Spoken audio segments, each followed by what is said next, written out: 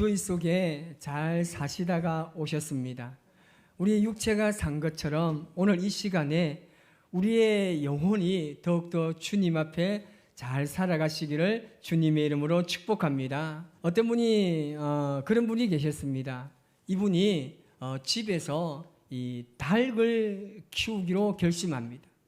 이 닭을 키우는 이유가 뭐냐면 이 잡아먹기 위해서 키우는 것이 아니라 이 닭이 너무 잘생긴 거예요.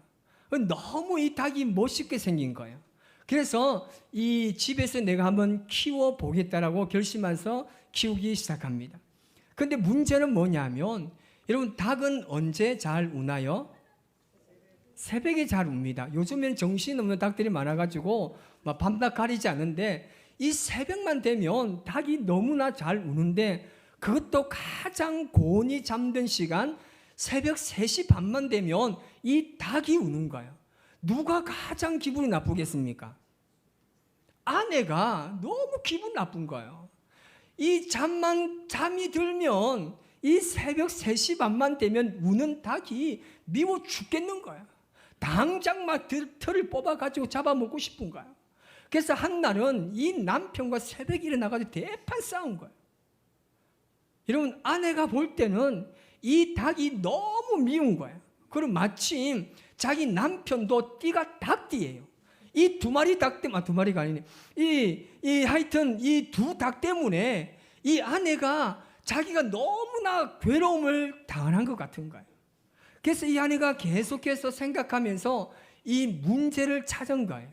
어디에 문제가 있었냐 하면 이 여인이, 이 부인이 성경 공부를 하는데 자신이 가만히 보니까 지금까지 성령님과 너무 멀리 떨어져 있음을 발견하게 되는 거예요. 그러니까 늘 삶이 늘 불편한 거예요. 불만족스러운 거예요. 감사는 내 삶에 온데간데 없는 거예요. 그래서 무엇을 보더라도 막 불평이 생긴 거예요. 그것을 깨닫고 이제 닭을 보는데 이 닭이 정말 얼마나 멋있고 얼마나 잘생겼는지, 이제 잠이 들고 닭이 울어도 이게 시끄러운 게 아니에요. 잠이 너무나 평안하게 잘 드는 겁니다. 그래서 우리가 사랑으로 볼 수 있어야 되는 거예요. 옆에 분을 보십시오. 자, 봅시다. 사랑으로 바라보겠습니다. 시작. 제가 아까 찬양하면서 보니까 여러분들 아까 뭐 기쁘게 찬양한다라고 말하는데 얼굴은 전혀 기쁨이 없어요. 옆에 보세요. 좀 늘 항상 우리가 그리스도 안에서 이 기쁨으로 정말 행복한 인생을 살면 얼마나 좋겠습니까? 여러분, 인생을 살아가면서 누군가 꼭 부러움의 대상이 있습니다. 여러분, 어떤 사람을 여러분 좀 부러워하십니까? 정말 예쁘고 잘생긴 사람을 좀 부러워하십니까? 인기가 좋은 사람 주변에 정말 사람들이 계속 모이는데 나도 좀 인기를 정말 누리고 싶은 마음이 혹시 있습니까? 아니면 정말 이 재력가 집안에 태어나서 정말 뚱뚱하게 살아가는 그 사람처럼 내가 살고 싶은 부러움이 혹시 없습니까? 우리가 충분히 이런 상상은 할 수 있는 겁니다. 그런데 가만히 보면 그들의 성공과 출세를 보면서 정말 잘 살겠구나. 저 사람은 정말 행복하게 하루하루 살겠구나. 저 사람은 정말 걱정도 없고 염려 없이 이 더운 여름 첫날 고생하지 않고 막 그냥 편안하게 살겠구나라고 우리가 생각할 수가 있습니다.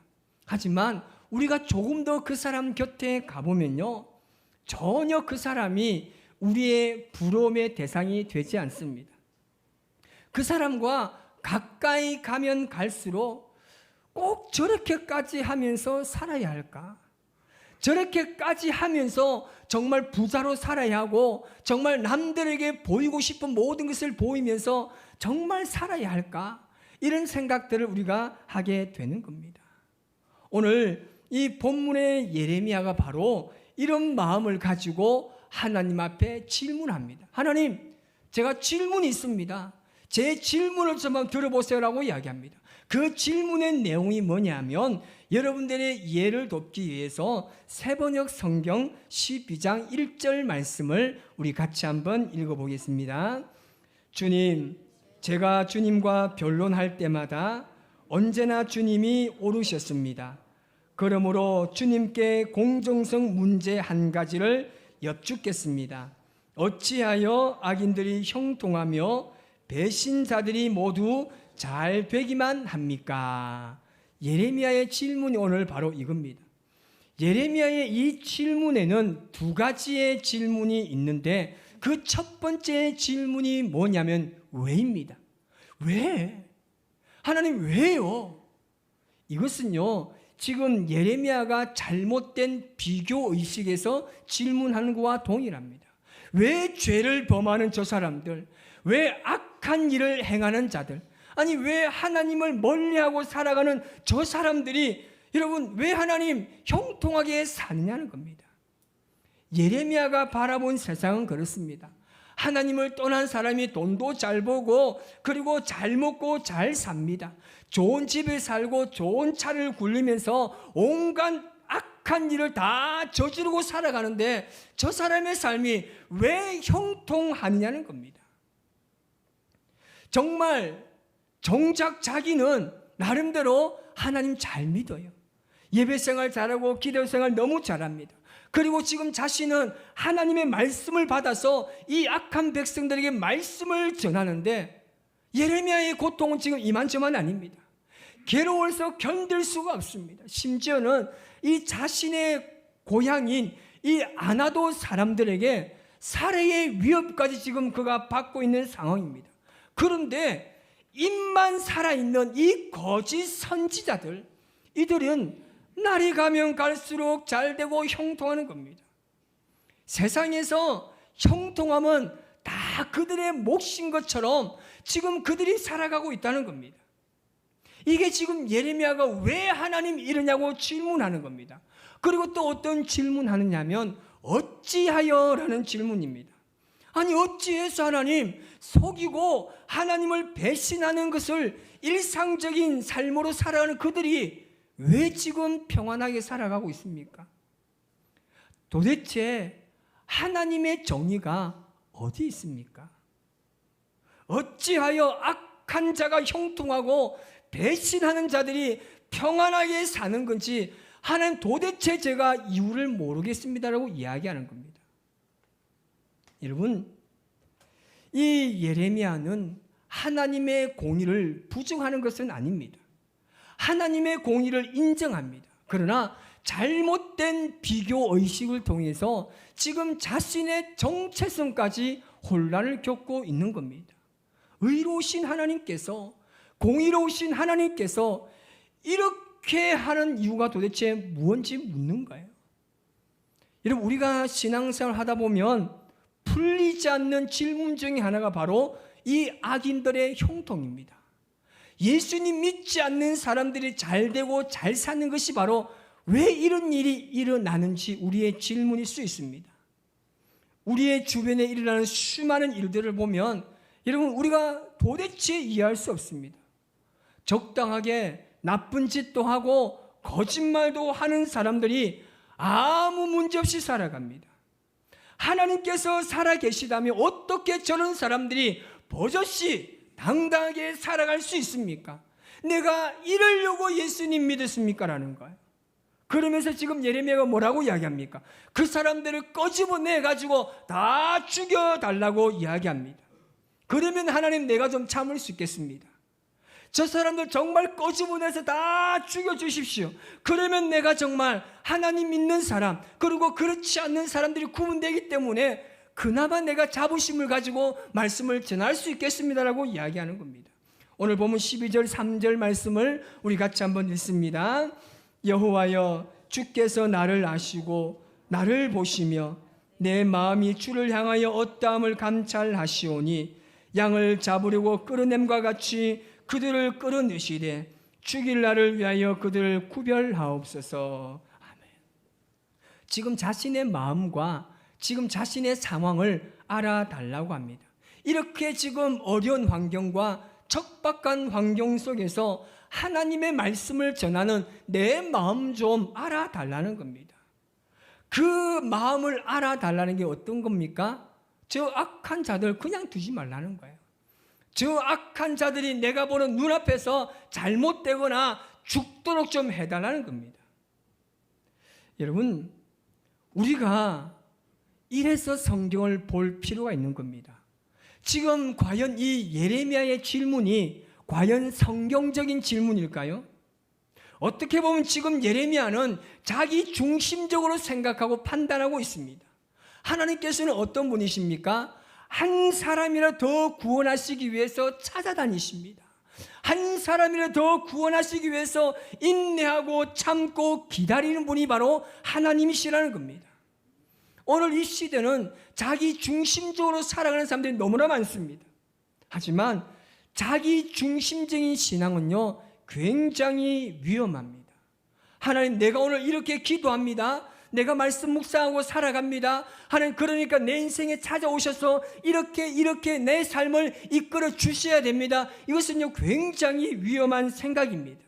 우리의 인생은요, 누가 중심이 되어야 됩니까? 하나님이 내 인생의 중심이 되어야 되고, 내 삶이 변화되어서 하나님 앞에 나아가야 함에도 불구하고 오늘 많은 사람들의 기도가 그런 거예요. 하나님, 내가 오늘 이렇게 살아가겠습니다. 내 기도했습니다. 그러니까 내 삶에 찾아오셔서 반드시 이렇게 해 주셔야 됩니다. 바뀐 거예요. 지금 예레미야는 악인의 형통과 평안을 자기 중심적으로 해석하고 있습니다. 예레미야가 말하는 형통은 여러분 이 땅에서의 형통입니다. 여러분, 돈 많이 벌고 좋은 집에 살고 남부럽지 않게 모든 것을 누리며 사는 그것이 형통이고 그것이 평안하다는 것은 이 땅에서의 말입니다. 하지만 여러분, 성경에서는요, 이것을 형통이라고 단 한 번도 말하지 않습니다. 예레미야는 악인의 형통을 지금 못 견뎌하는 거예요. 여러분, 오늘날 그런 그리스도인 많지 않습니까? 나는 나름대로 열심히 하나님 믿어요. 기도해요. 때로는 내 삶을 포기하고 많은 것을 절제하면서 하나님을 잘 믿고 살아가는데, 이 사람 보니까 불법을 행하고 잘못된 삶을 살아가는데 나보다 더 잘 살아요.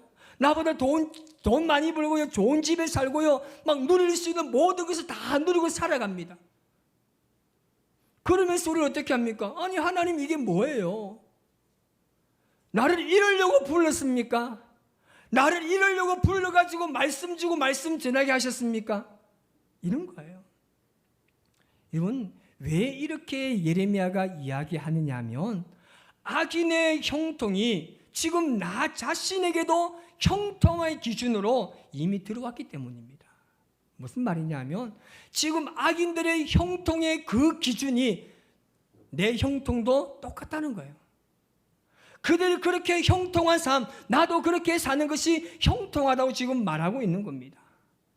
여러분, 창세기 39장을 우리가 잘 알지만 창세기 39장은 형통의 교과서라고 말할 수 있습니다. 이 요셉의 이야기가 나오는데, 여러분, 가장 고통스럽고 절망적인 상황을 겪었던 사람이 요셉이지 않습니까? 그는 아버지 집에서 채색 옷을 입고 정말 행복하게 잘 살았습니다. 그런데 형들에 의해서 팔려갑니다. 이집트에서 이 보디발의 집에 살아가면서 그래도 노예로 살면서 말씀대로 살고 말씀에 따라 살기 위해서 몸부림치고 살아갔는데 억울하게 감옥살이도 하게 됩니다. 여러분, 이 형통인가요? 이것이 정말 형통입니까? 형들에게 팔려가는 게 형통입니까? 억울하게 감옥에 살아가는 게 누가 형통이라고 말할 수 있겠습니까? 그의 일생 가운데 이렇게 힘겹고 어려운 시절이 과연 어디 있었습니까? 그래서 우리는 형통이라고 받아들일 수 있는 과정은 어떤 과정입니까? 도저히 형통과는 너무 거리가 멀지 않습니까? 어떤 사람이요, 회사에서 부도를 당합니다. 그리고 가족들이 다 뿔뿔이 흩어지고 살아야 됩니다. 심지어 그의 몸은 병이 찾아와서 고통의 하루하루를 절망 속에 보내고 있습니다. 여러분, 이런 사람이 어떻게 형통하다고 말할 수 있겠습니까? 많은 사람들은 그 사람을 향해서 너의 인생은 끝났다, 너는 망했다고 말하고 있습니다. 세상은 그렇게 말합니다. 하지만 하나님께서는 견디고 인내하면서 그의 인생의 밑바닥까지 믿음으로 나아가는 그에게 형통을 만나게 하시는 겁니다. 요셉을 보십시오. 누가 형통하다고 말할 수 있겠습니까? 억울하게 감옥살이까지 하는 그를 누가 형통하다고 말할 수 있겠습니까? 그러나 놀랍게도 그의 인생의 밑바닥에 내려가니까 형통을 만나게 된 거예요. 모든 사람은 저 청년은 망했다, 끝났다고 말하지만 하나님께서는 그를 볼 때 아니라는 거예요. 그의 인생의 밑바닥까지 내가 참고 인내하며 나아가 보라는 거예요. 그 밑바닥에서 하나님의 형통을 만날 것이라고 말하고 있습니다. 그래서 성경은요, 여호와께서 그와 함께 하심에 그가 형통한 자가 되었다라고 말씀하고 있습니다. 창세기 39장 2절 우리 같이 읽습니다. 여호와께서 요셉과 함께 하심으로 그가 형통한 자가 되어, 39장 3절 그의 주인이 여호와께서 그와 함께 하심을 보며 또 여호와께서 그의 범사에 형통하게 하심을 보았더라. 39장 23절도 한번 읽겠습니다. 시작. 이는 여호와께서 요셉과 함께 하심이라. 여호와께서 그를 범사에 형통하게 하셨더라. 아멘. 지금 형통이란 말이 계속 거듭해서 나오는데, 여러분, 형통과 함께 나오는 말이 있습니다. 어떤 말입니까? 여호와께서 그와 함께 하시고 라는 말입니다. 그러므로 여러분, 하나님께서 말씀하시는 형통의 본래 근본적인 의미는요, 여호와께서 함께 하심인 줄 믿습니다. 일반적으로 생각하는 이 물질에 막힘이 없어야 하고 인간관계에 걸림돌이 없어야 하며 미래에 대한 두려움이나 걱정이 없어야 하는데, 요셉의 형통을 보니까 그렇지 않은 거예요. 이런 것과는 거리가 먼 겁니다. 그래서 우리가 요셉을 통해서 알 수 있는 것이 뭐냐면, 여호와께서 함께 하시는 것이 하나님께서 우리에게 주시는 형통이라는 사실입니다. 지금 예레미야가 생각하는 형통과 하나님께서 생각하는 형통이 일치하지 않는 겁니다. 유대인 랍비 중에 헤롤드 쿠슈너라는 사람이 있습니다. 그의 저서에 보면 왜 착한 사람에게 나쁜 일이 일어날까라는 이 책에 보면 이런 내용이 있습니다. 그가 이 말라 죽어가고 있는 아들을 보면서 하나님께 기도합니다. 계속 기도하지만 그는 끝내 그가 원하는 해답을 찾지 못합니다. 그런데 그가 계속해서 이 사건을 보면서 결론이 있습니다. 그 첫 번째는 뭐냐면, 이 고통은 나만 겪는 게 아니구나. 이 고통은 사람에 따라 양태는 다르지만 모든 사람, 수많은 사람들이 겪는 고통이라고 생각된 겁니다. 두 번째는 뭐냐면, 나의 고통은 결코 우연이 아니라는 겁니다. 내가 이해할 수 없고 받아들일 수 없는 고통이지만 그 고통에는 분명히 하나님의 뜻이 있다는 것을 그가 인정하게 됩니다. 그러면서 고통이 올 때는 하나님께서 다른 길이 있다는 것을 나에게 말씀하시는구나라는 것을 깨닫게 됩니다. 그리고 최종적으로 그가 이런 결론에 이르게 됩니다. 고통이란 인생을 사는 대가구나라는 것을 그가 결론 내리게 됩니다. 당연히 치러야 하고 당연히 지불해야 되는 대가라는 것이죠. 여러분은 이 고통에 대해서 어떻게 생각하십니까? 어떻게 받아들이십니까? 앞으로 우리에게 닥치는 이 고통을 여러분 어떻게 받아들이고 이해하시겠습니까? 예레미야는 목숨을 걸고 복음을 전하는 자신보다 늘 악한 일을 일삼으며 거짓을 밥 먹듯이 하고 배신하는 사람들이 더 잘되고 더 형통하고 남들의 부러움의 대상으로 살아가는 거 굉장히 불편하게 느낀 거예요. 그가 늘 불만이었던 거예요.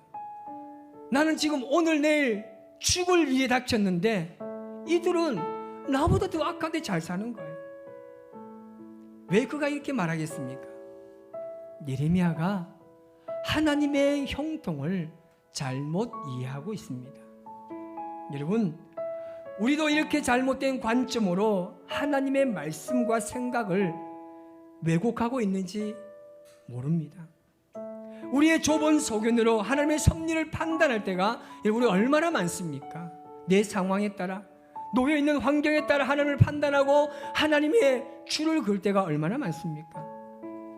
세상에서 말하는 일반적인 형통이 아니라 우리가 형통이라고 할 때 우리가 어떻게 생각해야 됩니까?